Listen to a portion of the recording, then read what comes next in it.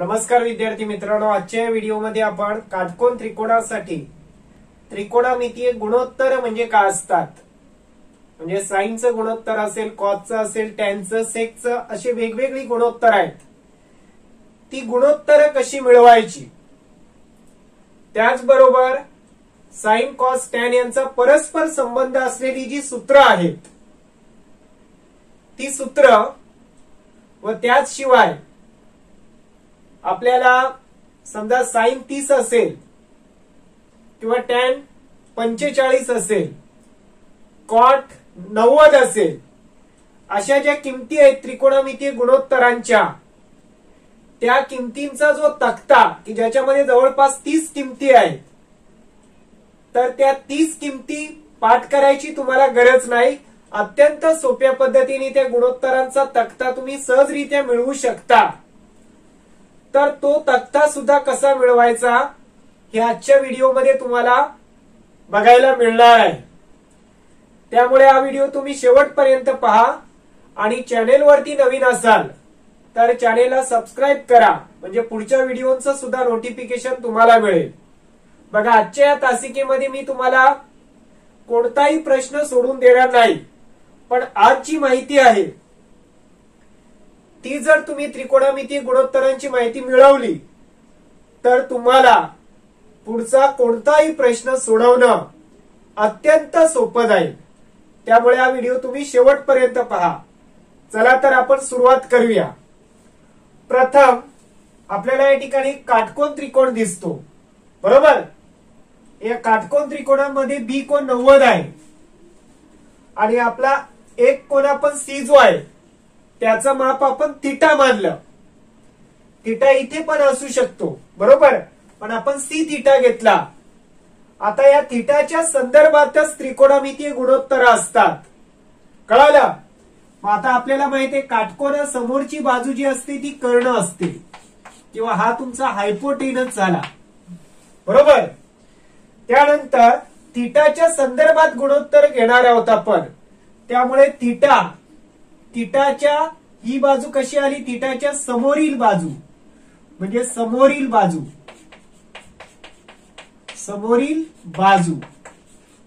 किंवा काय opposite sides, काय म्हणणार हिला, अपोजिट, बरोबर. आणि ही बाजू आली ती थिटाला लागून आहे. आता कर्ण पण थिटाला लागून आहे, पण थिटाला लागून असलेली बाजू कर्णा व्यतिरिक्त, मग हिला काय म्हणायची, लगतची बाजू. काय म्हणायची, लगतची बाजू, कळालं. म्हणजेच काय, ऍडजसंट साइड्स. तर या गोष्टी तुम्हाला माहित असतील तर आता गुणोत्तर मिळवणं सोपं आहे. बघा, आता गुणोत्तर नीट समजून घ्या. पहिलं जे गुणोत्तर घेतो आपण ते साइन थिटा, आणि या साइन थिटाचा अर्थ असतो कोना समोरील बाजू, म्हणजे थिटा समोरील बाजू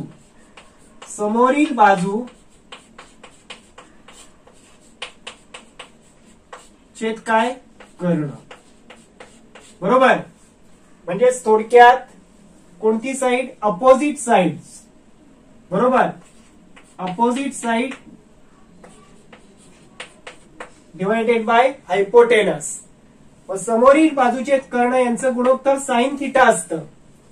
आता बघा, थिटाच्या समोर कोणती बाजू आहे, एबी आहे, म्हणजे याचं गुणोत्तर काय येईल, एबी छेद कर्ण कोणता आहे आपला, एसी आहे. झालं साइन गुणोत्तर, बरोबर, पहिलं. त्याच्यानंतर दुसरं गुणोत्तर आहे ते कॉस थिटा, बरोबर. याला कोसाइन थिटा असे सुद्धा म्हणतात. मग कॉस थिटाचा अर्थ काय असतो, लगतची बाजू छेद कर्ण. परत इथे छेदाला काय असेल, कर्ण असेल, बरोबर. म्हणजेच काय, adjacent sides divided by hypotenuse. आता बघा, थिटाला लागून असलेली बाजू कोणती आहे, बीसी. मग बीसी छेद कर्ण एसी, कळालं. दुसरं. आता तिसरं जे गुणोत्तर आहे ते टॅन गुणोत्तर आहे, टॅन थिटा. आणि टॅन थिटाचा अर्थ होतो समोरील बाजू समोरील बाजू म्हणजे अपोजिट साइड छेद काय लगतची बाजू.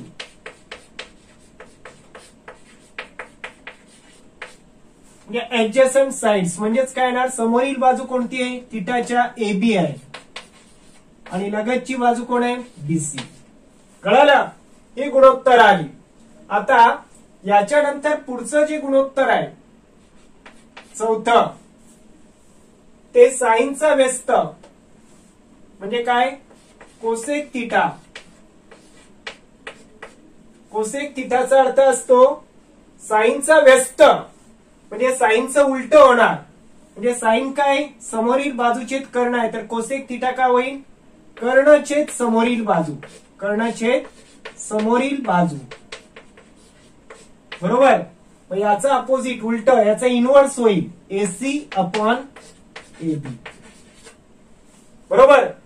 त्याच्यानंतर पाचवा आहे या कॉसचा व्यस्त आहे तो म्हणजे सेक थिटा. सेक थिटासाठी कॉसचा व्यस्त घ्यायचा म्हणजेच काय कर्णछेद लगतची बाजू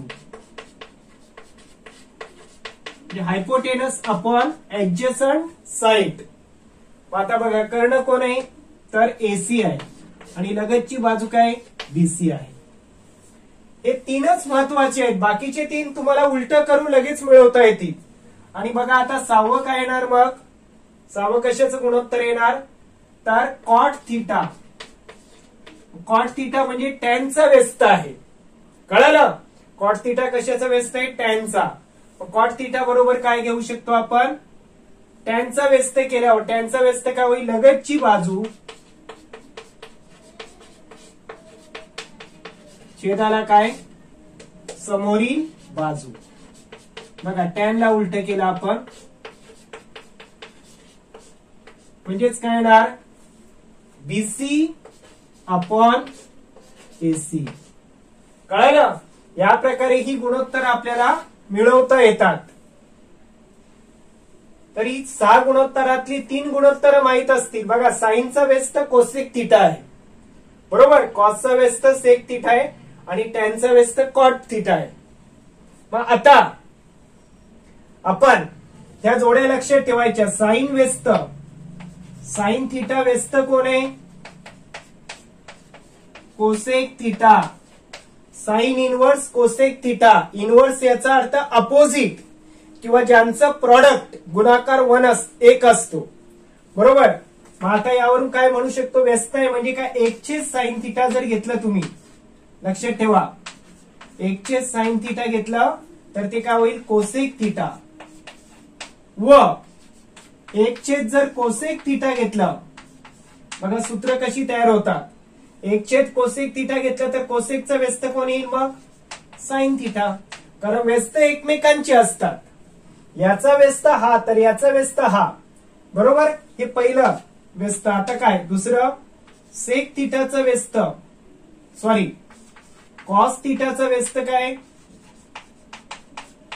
सेक थिटा बरोबर. मग आता सूत्र काय मिळतील आपल्याला बघा 1 कॉस थिटा तुम्हाला दिसलं की तुम्ही काय घेऊ शकता सेक थिटा आणि 1 कोसेक थिटा दिसलं तुम्हाला सॉरी 1 सेक थिटा जर असेल तर त्याची किंमत काय येणार कॉस थिटा.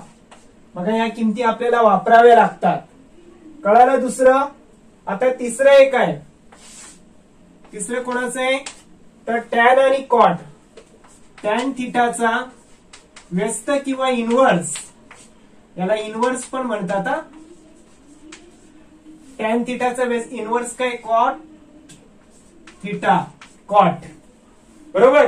म्हणजे काय सूत्र मिळतील आपल्याला 1 tan theta 1 upon tan theta equal to cot theta बरोबर व 1 कॉट थिटा बरोबर काय येणार टॅन थिटा.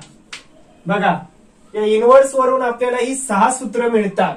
मला त्रिकोणमिती गुणोत्तर कळाले आणि त्यांचे व्यस्त पण कळाले.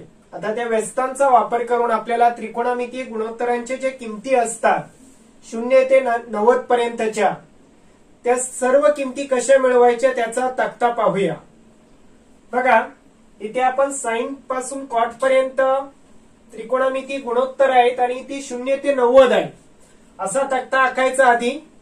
त्यानंतर काय करायचं बघा, या शून्यापासून आपण काय करायचं, 4 अंक घ्यायचे. 0 1 2 3 4.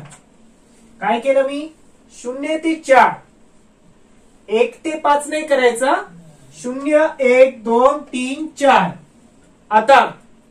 आता हे केल्यानंतर या प्रत्येकाला 4 ने भागायचं.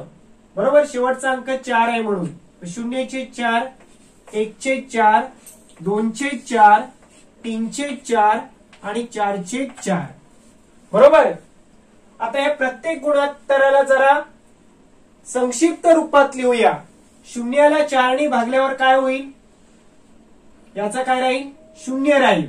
फक्त इथे काय राहील, 0. म्हणजे याला थोडा वेळ विसरू आपण, याची किंमत 0 झाली. 1/4 ला अजून काही करता येणार नाही. 2/4 काय लिहू शकतो आपण, 1/2 लिहू शकतो. बरोबर ना, 2 के 2 2 4 संक्षिप्त रूप. 3/4 ला संक्षिप्त रूप देता येणार नाही आणि 4/4 केलं तर याची किंमत किती होणार, 1 होणार. लक्षात आलं, इथपर्यंत कळालं तुम्हाला. आता काय करायचं, आता साइनचा तक्ता भरण्यासाठी या ज्या किमती मिळाल्यात आपल्याला त्या प्रत्येकाचं वर्गमूळ घ्यायचं, स्क्वेअर रूट. म्हणजे 0चं वर्गमूळ 0 आला म्हणजे साइन 0 ची किंमत 0 झाली. बरोबर ना. आता बघा साइन 30 ची किंमत 1/4चं वर्गमूळ काय येणार, 1/2. 1/2चं वर्गमूळ काय येणार, 1/2. कळालं, 2चं वर्गमूळ वर्गमुळात 2. पुढे 3/4चं वर्गमूळ 3चं वर्गमूळ वर्गमुळात 3. बरोबर. आणि 4चं वर्गमूळ किती येणार, 4चं वर्गमूळ स्क्वेअर रूट 2 असेल. पुढे 1चं वर्गमूळ किती होणार, तर 1च होणार. कळालं. बघा आपल्याला साइनच्या किमती मिळाल्या सर्व. आता आपल्याला कॉस थीटाच्या किमती मिळवायच्यात. समजतं का, साइन 0 ची किंमत 0, साइन 30 ची किंमत 1/2 या प्रकारे. आता कॉस थीटा मिळवायचं झालं, हे मिळवलं तुम्ही पहिलं की तुम्हाला सगळं मिळवता येईल. आता बघा याला उलट लिहिता आणायचं. पहिलं काय लिहायचं, तिकडनं पहिला 1 येईल, नंतर कोण आहे, वर्गमुळात 3/2, नंतर हा लिहायचा 1/2, नंतर हा 1/2 आणि नंतर शेवटी 0. बरोबर. आता टॅन साठी काय करायचं, या प्रत्येकाचा डिनॉमिनेटर म्हणजे छेद घ्या. याचा छेद 1 आहे, इथे पण छेद किती असेल, 1 असेल. बघा इथे पण छेद किती असेल, 1 असेल आणि इथे 0चं छेद 1 असेल. बरोबर. आता फक्त अंशाला अंशाने भागायचं. याचा अंश आणि याचा अंश म्हणजे याचा न्यूमिनेटर त्याला याच्या न्यूमिनेटरने डिवाइड करायचं. म्हणजे 0ला 1ने भागलं 0/1 म्हणजे काय होईल, 0 होईल. बरोबर. आता बघा याचा अंश कोण आहे, 1 आणि याचा वर्गमुळात 3, यांचं गुणोत्तर काय होईल, 1/3. बरोबर. आता यांचा अंश घेऊया, 1/1 म्हणजेच किती आला, 1च आला. बरोबर. पुढे वर्गमुळात 3/1 म्हणजे वर्गमुळात 3च. कळलं. आणि पुढे बघा 1/0. आता लक्षात ठेवा, कोणत्याही संख्येला जेव्हा तुम्ही 0 ने डिवाइड कराल, तुम्ही 1/0 कराल, तर 1/0 ची किंमत जी असते ती सांगता येत नाही. म्हणजे हा काय असेल, डिफाईन करता येणार नाही आपल्याला. म्हणून इथे आपण काय करू, डॅश किंवा नॉट डिफाईन, सांगता येत नाही. कळालं, त्याची किंमतच तुम्हाला कोणी विचारणार नाही. आता चला पुढे. आता साइन साठी तुम्ही काय कराल, कोसेक साठी साइनचं व्यस्त आहे म्हणजे याचं उलट करा. साइनचं 1/0 परत 1/0 आलं म्हणजे सांगता येणार नाही. याचा व्यस्त करा 2/1 म्हणजे 2च, छेदाला 1 लिहत नाही आपण. परत याचा व्यस्त वर्गमुळात 2/1 म्हणजे वर्गमुळात 2च, याचा व्यस्त करा 2/3 आणि आता याचा व्यस्त करा 1/1 म्हणजे 1च. आलं लक्षात. पुढे चला. आता सेक साठी 1/cos.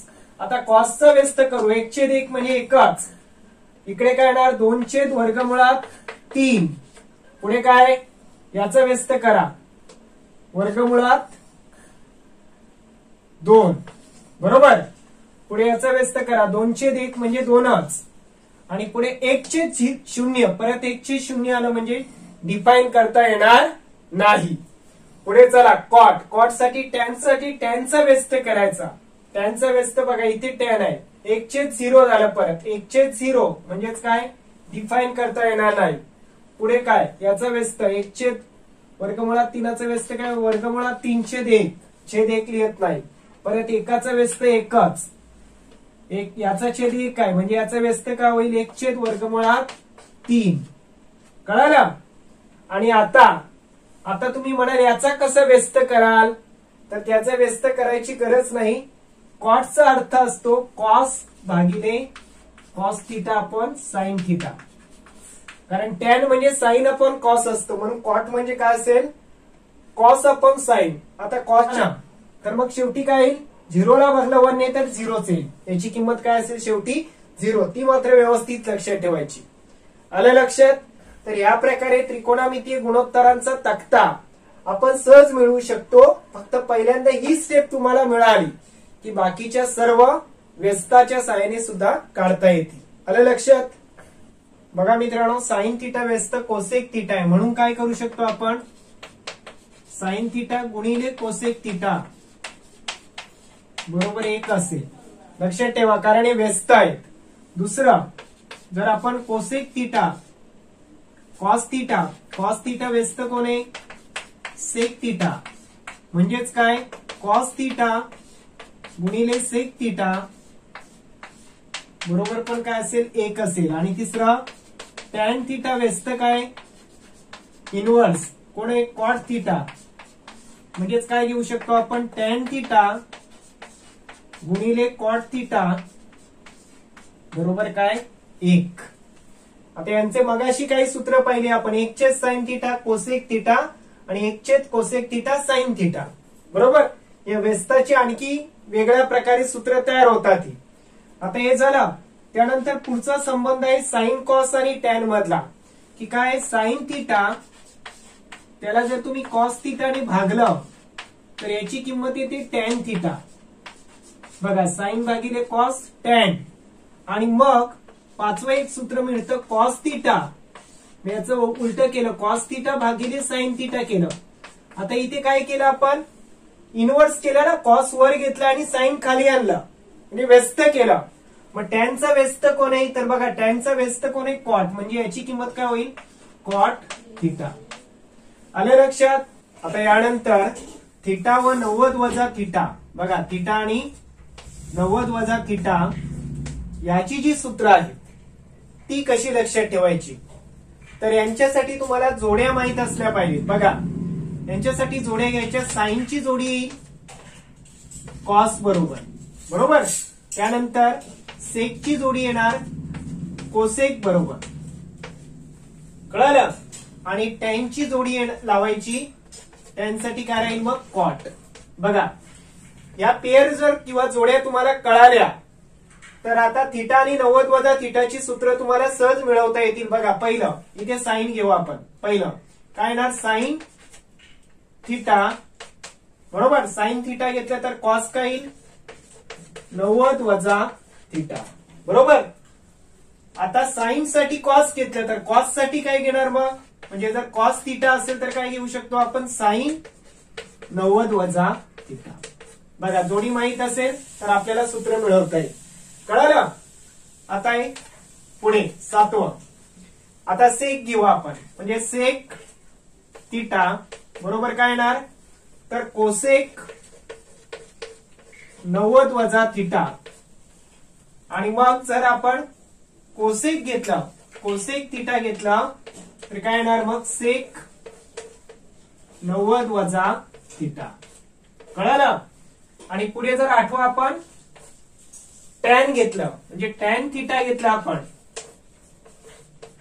तर काय येईल कॉट 90 वजा थिटा. आणि मग कॉट थिटा बरोबर काय येणार तर टॅन 90 वजा थिटा. कळालं? फक्त या जोड्या लक्षात ठेवायच्या, थिटा आणि 90 वजा थिटा साठी. म्हणजे ही सूत्र पण तुमच्या सहज लक्षात राहतील. आणि यानंतर आणखी काही महत्वाची सूत्र आहेत. त्यातलं पहिलं की बेसिक सूत्र आहे साइन वर्ग थिटा अधिक कॉस वर्ग थिटा बरोबर काय असतं? 1 असतं. कळलं? हे सूत्र लक्षात ठेवायचं. आता यापासून दुसरं एक सूत्र मिळेल बघा.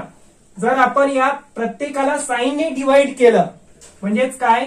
साइन वर्ग थिटा छेद साइन वर्ग थिटा प्रत्येक पदाला अधिक कॉस वर्ग थिटा छेद कॉस वर्ग थिटा साइन वर्ग थिटा बरोबर 1 छेद साइन वर्ग थिटा. काय केलं आपण? प्रत्येक टर्मला साइन स्क्वेअर ने डिवाइड केलं. मग आता साइन वर्ग जाऊन इथे काय येणार? 1 म्हणजे 1 अधिक आता कॉस छेद साइन. बघा तिथे कॉस छेद साइन म्हणजे काय? कॉट आहे. कॉस छेद साइन काय? कॉट. म्हणजे यांची किंमत काय येणार? कॉट वर्ग थिटा. आणि 1 छेद साइन वर्ग थिटा म्हणजे साइनचा व्यस्त. तर साइनचा व्यस्त काय असतो? कोसेक वर्ग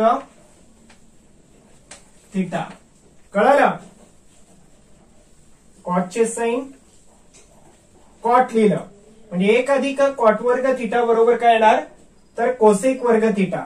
जर आपण म्हणजे 10वं सूत्र मिळेल तुम्हाला. आणि आता जर आपल्याला हे सूत्र आहे साइन वर्ग थिटा अधिक कॉस वर्ग थिटा बरोबर 1 आहे. जर आता इथे आपण कॉस वर्गने डिवाइड केलं म्हणजे प्रत्येकाला म्हणजेच काय? इथे पण कॉस वर्गने डिवाइड करूया आपण. इथे पण कॉस वर्ग थिटाने डिवाइड करू आणि इथे सुद्धा कॉस वर्गने आपण डिवाइड करूया. बरोबर? म्हणजेच काय येणार बघा. आता साइन छेद कॉस. साइन छेद कॉस काय? टॅन. टॅन थिटा म्हणजे टॅन वर्ग थिटा अधिक आता कॉसला कॉसने डिवाइड केलं म्हणजे काय येणार? इथे व्हॅल्यू 1 येईल. म्हणजे इथे काय लिहू शकतो आपण? 1. आणि 1 छेद कॉस म्हणजे कॉसचा व्यस्त. बरोबर? तर कॉसचा व्यस्त काय असतो? सेक वर्ग. बरोबर? कॉस व्यस्त काय? सेक. म्हणजेच आपण हे सूत्र काय लिहू शकतो 10वं? तर 1 अधिक टॅन वर्ग थिटा बरोबर काय लिहू शकतो आपण? सेक वर्ग थिटा. म्हणजे ही 3 सूत्र आणखी लक्षात ठेवायची. साइन वर्ग थिटा अधिक कॉस वर्ग थिटा बरोबर 1 आणि याच्याच पासून 1 अधिक कॉट वर्ग थिटा बरोबर कोसेक वर्ग थिटा. कॉट साठी कोसेक वर्ग घ्यायचं आणि 1 अधिक टॅन वर्ग बरोबर सेक वर्ग थिटा. तर ही एवढी सूत्र तुमच्या लक्षात असतील. लक्षात ठेवण्यासाठी हे छोट्या मोठ्या मी ट्रिक दिलेल्या आहेत त्या तुम्ही वापरा आणि त्यांच्या मदतीने सूत्र लक्षात ठेवा. आणि सूत्र एकदा तुम्हाला कळाली की मग आपल्याला ट्रिग्नोमेट्रिक वरचे बऱ्याच प्रकारचे जे प्रश्न आहेत ते सहज सोडवता येते. बरोबर? त्यामुळे हा व्हिडिओ व्यवस्थित पुन्हा पुन्हा पहा. सूत्रांची नीट प्रॅक्टिस करा म्हणजे पुढचा विषय भाग तुम्हाला जास्त चांगला कळेल. आणि आणखी एक महत्वाचं की व्हिडिओ आवडला तर लाईक करा, शेअर करा आणि अशाच नवनवीन व्हिडिओसाठी आपल्या चॅनेलला सबस्क्राईब करा. धन्यवाद.